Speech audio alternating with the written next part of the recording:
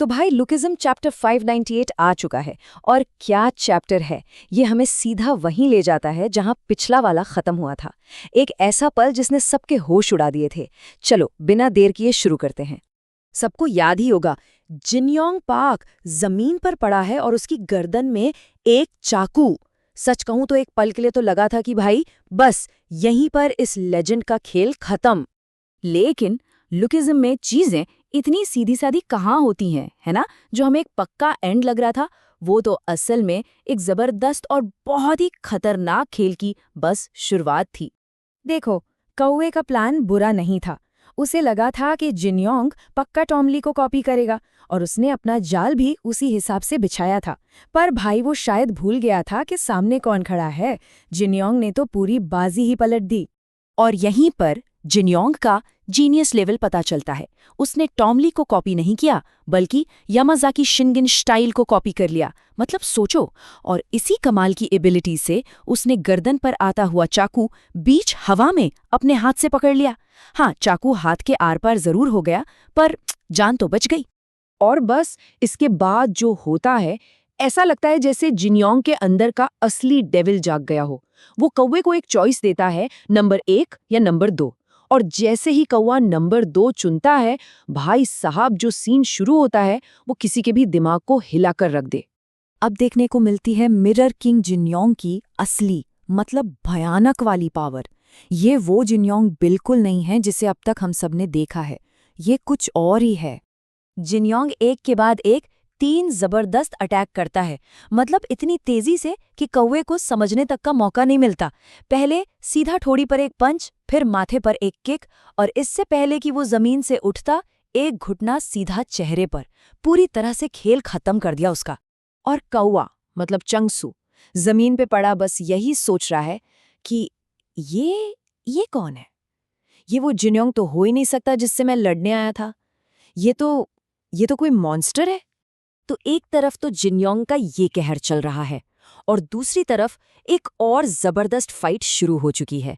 Daniel park और उसके सामने है पुराने जमाने का एक बहुत ही एक्सपीरियंस्ड फाइटर बिग गन। मतलब ये फाइट है नई जनरेशन बनाम ओल्ड गार्ड की। एक तरफ है डैनियल की मॉडर्न जापानीज टेक्निक्स, और दूसरी तरफ है बेगन की रॉ पावर और सालों का तजुर्बा। और यहाँ बेगिन दिखाता है कि एक्सपीरियंस आखिर होता क्या है। डैनियल एक रॉड उठाकर खुद को डिफेंड करता है, तो बेगिन कुछ ऐसा करता है जो कोई सोच भी नहीं सकता। वो अपना सिर सीधा उस लोहे की रॉड पर मार देता है। डैनियल का हथियार उल्टा उसी के मुंह पर जा लगता है। मतलब कमाल की ट्रिक थी ये। पर सवाल यह है कि बेगन ऐसा कर क्यों रहा है। चलो एक्शन से एक छोटा सा ब्रेक लेते हैं और फ्लैशबैक में जाके देखते हैं कि बेगन की लॉयल्टी के पीछे की कहानी क्या है। तो देखो, कहानी ये है कि बेगन एक जमाने में बहुत बड़ा फाइटर था। इतना बड़ा कि खुद गेम्प्रियोंग किम ने उसकी तारीफ की थी। पर वक्त के साथ उसकी वो शान कहीं खो गई, और चार्ल्स चोई ने ठीक उसी दुखती रग पर हाथ रखा। उसने बेगन को उसकी पुरानी इज्जत वापस दिलाने का वादा किया, और बस यही वजह है कि बेगन आज चार्ल्स के लिए जान देने पर तुला हुआ है। चलो वापस प्रेजेंट में आते हैं। डैनियल और बेगन की फाइट अब अपने पीक पर है। लग रहा है कि डैनियल अब भारी पड़ रहा है, लेकिन तभी कुछ ऐसा होता है जो किसी ने सोचा भी नहीं था। बेगन के इतने अटैक सहने के बाद भी डैनियल हार नहीं मानता।